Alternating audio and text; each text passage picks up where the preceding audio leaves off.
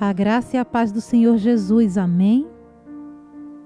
Bem, hoje nós vamos tratar do seguinte tema: a terrível existência do pecado. E de que modo podemos pensar neste ponto? Vamos abrir o livro de Romanos capítulo 3, versículo 23, que diz: porque todos pecaram e destituídos estão da glória de Deus. E é desse modo que nós podemos pensar em como as pessoas se contaminaram com o pecado, como estão sujas pelo pecado. Lembremos que Deus criou o mundo, um mundo perfeito, criou todas as coisas de uma forma perfeita, animais, árvore, o ser humano. E é um presente, foi um presente para as nossas vidas. E Deus criou a natureza e todas as coisas de uma forma tão perfeita e esplêndida. E, ainda assim, o homem acabou desprezando, fazendo o que era mal aos olhos de Deus. E muitos podem perguntar, e me perguntam: Senhor, por que Deus, naquele jardim do Éden, criou a árvore do conhecimento do bem e do mal? Será que não foi o diabo que criou aquela árvore para fazer o homem pecar e cair? E eu respondi: não, foi Deus. Deus criou aquela árvore. E nós temos o livre-arbítrio. Deus não criou todas as coisas e o homem para que agíssemos como robôs. Não. De uma forma diferente, Deus nos criou para que a gente pudesse escolher e pudesse entender o sentido do pecado na nossa vida. Foi por isso. E Deus tem princípios e leis, e para aquele que não obedece a essas leis, cai em pecado. E a lei de Deus e os princípios de Deus são leis que nos direcionam, assim como o mundo, a sociedade tem as suas leis. E aquele que não obedece às leis da sociedade comete um crime e vai preso. Mas nós temos outras consequências quando cometemos pecado diante de Deus.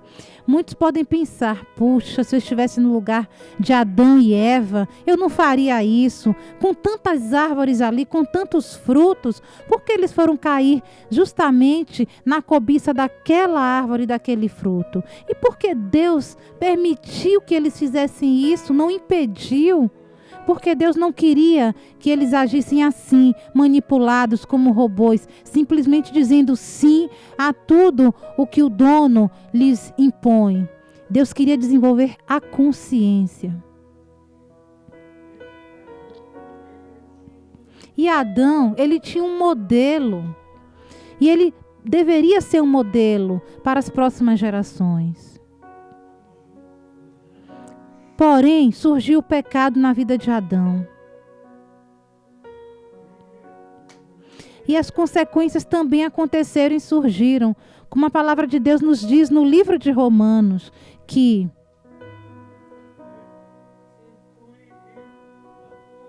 porque como apenas por um homem o pecado veio ao mundo, foi através desse homem que o pecado veio para todas as gerações, assim nos diz a palavra de Deus.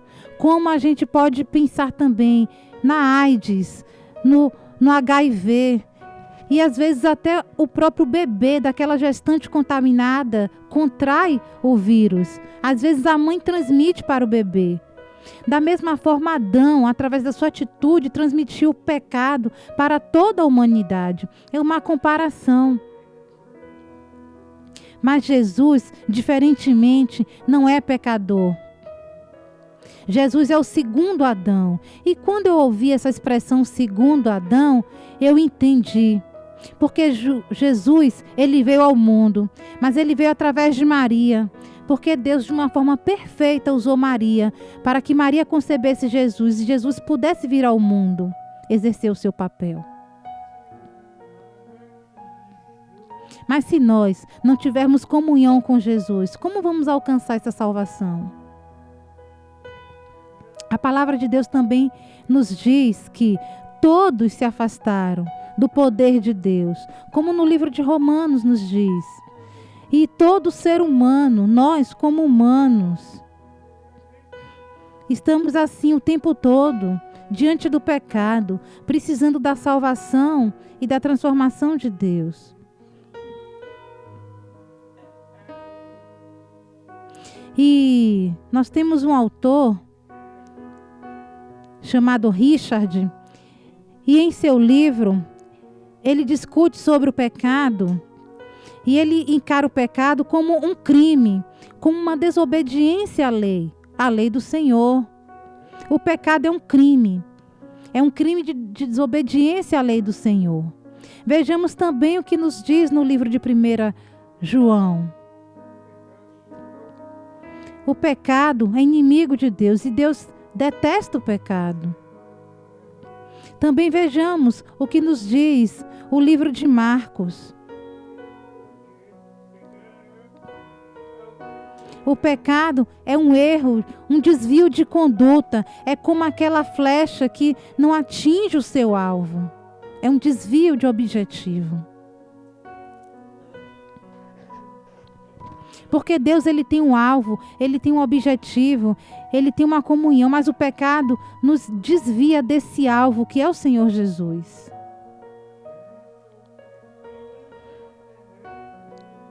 No livro de Lucas, no capítulo 15, versículo 11, e a partir do versículo 11, nós podemos ler também que o pecado é como uma intromissão, é como uma invasão em nossas vidas. O pecado é aquilo que vai ao encontro da vontade de Deus. No livro de Romanos também podemos perceber e entender o seguinte: que o pecado é a contaminação, e o pecado não traz a verdade, não traz a veracidade. Na primeira carta a João, a palavra nos diz que o único que pode conceder a salvação e tirar o pecado é Jesus. E de que modo? Pelo sangue que ele derramou, pela cruz. É por essa graça. E ele nos mostrou verdadeiramente isso. Quando Jesus, o próprio, disse: conhecereis a verdade, e a verdade vos libertará. Somente essa verdade nos liberta do pecado, pelo sangue que foi derramado na cruz. Então pensem sobre essas questões que eu estou aqui apresentando, e pensem no significado do pecado em suas vidas, e busquem estudar sobre isso. E agora, para finalizar, eu trago algumas questões para a nossa reflexão. A primeira é: por que o mundo se transformou num lugar de maldade e de luxúria? Por que o mundo se transformou nesse lugar de pecado? A segunda questão que eu trago é: de acordo com Romanos, no capítulo 6, versículo 23, qual a pior consequência do pecado em nossas vidas?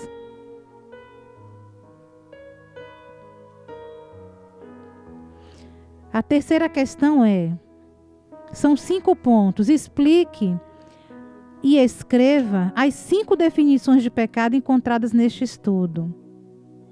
A quarta questão que eu trago é: qual é a única solução para o pecado? E a quinta e última questão é: o que lhe dá a certeza de que os seus pecados foram perdoados? O que lhe dá a certeza de que você obteve o perdão? De que modo você tem essa certeza? E que Deus te abençoe. Um forte abraço para vocês.